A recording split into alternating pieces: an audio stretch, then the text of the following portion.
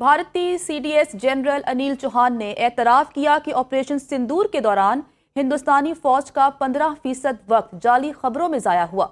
जदीद जंग की बड़ी बड़ी बातें करने वाला भारत नाकाम रहा। भारत रियल टाइम इंटीग्रेशन के दावों समेत मैदान जंग में बुरी तरह बेनकाब हो गया। भारत का साइबर हमलों, झूठी खबरों और गैर हकीकी दावों का बयानिया खुद उसके गले पड़ गया। भारतीय मीडिया मुसलसल झूठी खबरें नशर करके अपने अवाम को बेवकूफ़ बनाता रहा।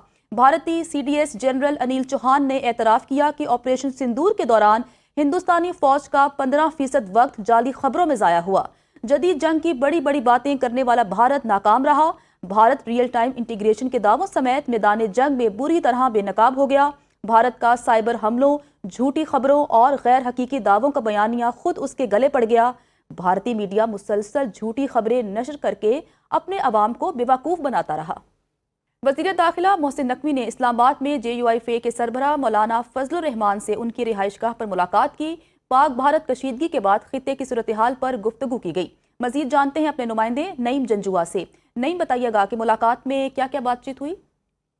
जी बिल्कुल, आज वफाकी वज़ीर दाखिला मोहसिन नकवी जो हैं वो जमीयत उलमा इस्लाम के जो सरबराह है मौलाना फजलुर रहमान, उनके घर पर उनकी आमद हुई है और मौलाना फजलुर रहमान से उनकी मुलाकात भी हुई है। जो मौजूदा मुल्क की सूरत हाल चल रही है और ख़ास तौर पर जो पाक भारत कशीदगी के जो आजकल मामला चल रहे हैं उनके ऊपर जो हुकूमती इक़दाम हैं और इनके जो बैरून मुल्क के दौरे हैं, इसके हवाले से भी बातचीत हुई है। और साथ ही साथ जो पाक भारत के दरमियान जो मौजूदा दोबारा सूरत हाल पैदा हुई है उसके हवाले से भी मौलाना फजलुर रहमान से बातचीत की गई है। इसके साथ साथ मोहसिन नकवी ने उनकी खैरियत भी दरियाफ्त की और नेक ख्वाहिशात का इजहार किया है। जी, नेक ख्वाहिशात का इजहार किया। नईम जंजुआ, आपका बहुत शुक्रिया।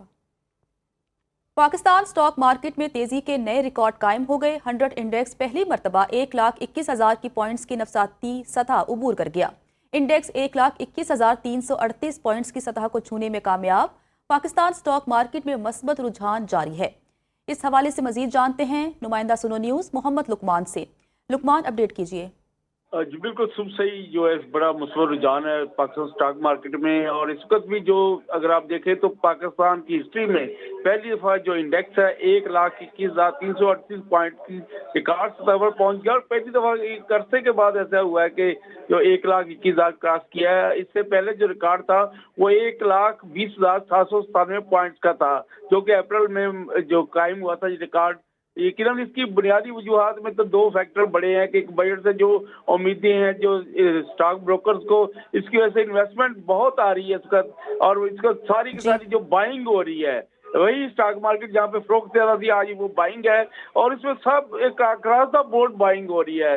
इसमें एनर्जी के स्क्रिप्ट भी हैं, बैंक के भी हैं, ऑयल एंड गैस के हैं, OMCs हैं, जितने भी बड़े जो हैवी वेट जितने स्टॉक्स हैं सब में बाइंग हो रही है। उसमें जो दो फैक्टर जो है पाकिस्तान स्टॉक मार्केट में मस्बत रुझान जारी है। मोहम्मद लुकमान, आपका बहुत शुक्रिया। कराची से आपको खबर देते हैं। कराची की डिस्ट्रिक्ट मलीर जेल से फरार होने वाले मजीद 3 कैदियों को गिरफ्तार कर लिया गया। जेल हुकाम के मुताबिक अब तक पकड़े जाने वाले कैदियों की तादाद 94 हो चुकी है। 122 कैदी अभी भी मफरूर हैं। कैदियों की गिरफ्तारी के लिए सर्च ऑपरेशन जारी है। कराची की डिस्ट्रिक्ट मलीर जेल से फरार होने वाले मजीद 3 कैदियों को गिरफ्तार कर लिया गया। जेल हुकाम का कहना है कि अब तक पकड़े जाने वाले कैदियों की तादाद 94 हो चुकी है। 122 कैदी अभी भी मफरूर हैं। कैदियों की गिरफ्तारी के लिए सर्च ऑपरेशन जारी है। भारतीय सीडीएस जनरल अनिल चौहान ने एतराफ़ किया कि ऑपरेशन सिंदूर के दौरान हिंदुस्तानी फौज का 15% वक्त जाली खबरों में ज़ाया हुआ। जदीद जंग की बड़ी बड़ी बातें करने वाला भारत नाकाम रहा। भारत रियल टाइम इंटीग्रेशन के दावों समेत मैदान जंग में बुरी तरह बेनकाब हो गया। भारत का साइबर हमलों, झूठी खबरों और गैर हकीकी दावों का बयानिया खुद उसके गले पड़ गया। भारतीय मीडिया मुसलसल झूठी खबरें नशर करके अपने अवाम को बेवकूफ़ बनाता रहा। भारतीय सीडीएस जनरल अनिल चौहान ने एतराफ़ किया कि ऑपरेशन सिंदूर के दौरान हिंदुस्तानी फौज का 15% वक्त जाली खबरों में ज़ाया हुआ। जदीद जंग की बड़ी बड़ी बातें करने वाला भारत नाकाम रहा।